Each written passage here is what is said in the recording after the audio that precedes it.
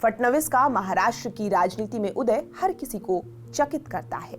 महाराष्ट्र में इस बार ये माना जा रहा था कि बीजेपी किसी मराठा या ओबीसी चेहरे को सीएम का पद दे सकती है, लेकिन बीजेपी ने ऐसा नहीं किया। चलिए आपको बताते हैं कि कैसे फडणवीस महाराष्ट्र में बीजेपी हाईकमान के लिए पिछले कुछ सालों में सबसे बड़े नेता बनकर उभरे हैं। साल 2019 में फडणवीस ने विधानसभा में एक शेर पढ़ा था, जिस पर खूब चर्चा भी हुई थी। मेरा पानी उतरता देख, मेरे किनारे पर घर मत बसा लेना। मेरा पानी उतरता देख, मेरे किनारे पर घर मत बसा लेना। मैं समंदर हूं, लौट कर वापस आऊंगा। फडणवीस फिर से महाराष्ट्र की सत्ता में वापस लौट चुके हैं सीएम बनकर। जो बात उन्होंने कही थी वो बात अब सच हो रही है। साल 2014 से 2019 तक फडणवीस महाराष्ट्र के सीएम रहे थे। तब वो 44 साल के थे और हर कोई ये कह रहा था कि ये कैसे देश के इतने बड़े राज्य को चलाएगा, लेकिन फडणवीस ने सबको गलत साबित किया।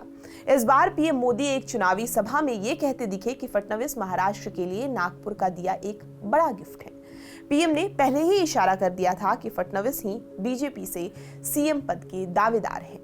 देवेंद्र फडणवीस की ये सफलता हवा में नहीं है। पहली बार मुख्यमंत्री बनने के बाद मेक इन इंडिया समिट के दौरान महाराष्ट्र ने 8 लाख करोड़ के एमओयू पर साइन किया था। साल 2018 में मैग्नेटिक महाराष्ट्र के दौरान राज्य ने 12 लाख करोड़ का इन्वेस्टमेंट हासिल किया। फडणवीस के पहले शासनकाल में देसी निवेश के साथ जमकर विदेशी निवेश भी देखा गया। इसके अलावा मराठा आंदोलन को जिस तरह से फडणवीस ने हैंडल किया, उसकी धमक दिल्ली तक सुनाई दी।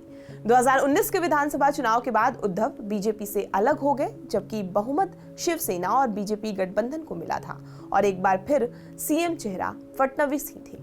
बाद में फडणवीस ने अजीत पवार के समर्थन से सीएम पद की शपथ ली, लेकिन यहां उन्हें मुंह की खानी पड़ी। 3 दिन के बाद अजीत पवार वापस अपने चाचा शरद पवार के साथ चले गए। उद्धव ने कांग्रेस और शरद पवार के साथ गठबंधन बनाया और सरकार भी। कुछ दिनों बाद शिंदे शिवसेना से अलग हो गए और ऐसे हालात बने कि बीजेपी वापस सरकार में आई। इस बार फडणवीस डिप्टी सीएम बने।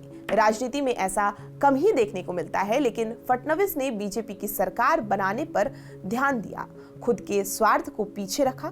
दिल्ली में बैठी पार्टी हाईकमान ये सब भी देख रही थी। 2024 के विधानसभा चुनाव के दौरान फडणवीस 54 साल के हो चुके हैं। नतीजों से पहले 5 महीने में 75 रैलियां की। इसमें महाराष्ट्र के सभी जिलों में उनका तूफानी दौरा हुआ। बीजेपी के कई नेताओं ने खुलकर उन्हें जीत का नायक भी बताया। 1975 में देश में इमरजेंसी लगाई गई। उस वक्त देवेंद्र करीब 5 साल के थे। उस वक्त उनके पिता को जेल में डाल दिया गया। इमरजेंसी के दौरान पूरे देश में बच्चे बच्चे की जुबान पर इंदिरा गांधी का नाम था।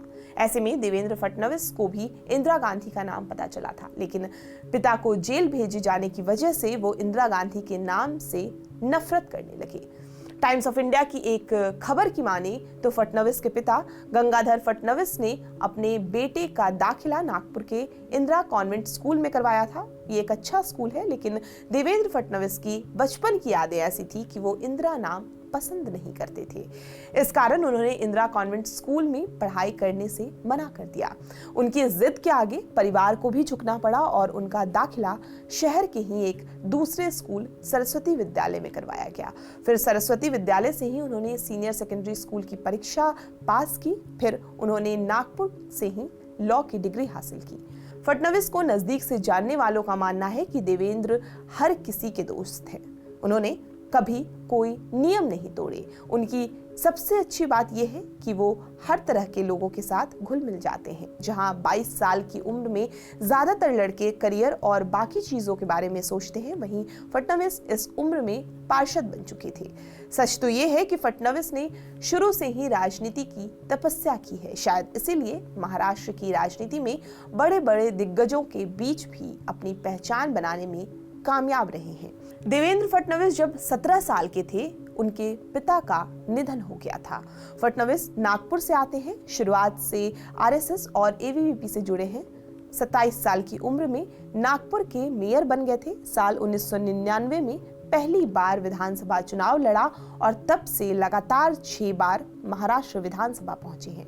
फडणवीस की मां सरिता फडणवीस कहती हैं कि पिछले कुछ महीनों में वो शायद ही सोया है। उसकी सफलता कड़ी तपस्या के बाद आई है, यही उसकी सबसे बड़ी ताकत भी है। आपको ये पूरी जानकारी कैसी लगी हमें कमेंट करके जरूर बताएं और देश दुनिया की तमाम खबरों के लिए आप हमारे साथ बने रहें और देखते रहें TV9 डिजिटल।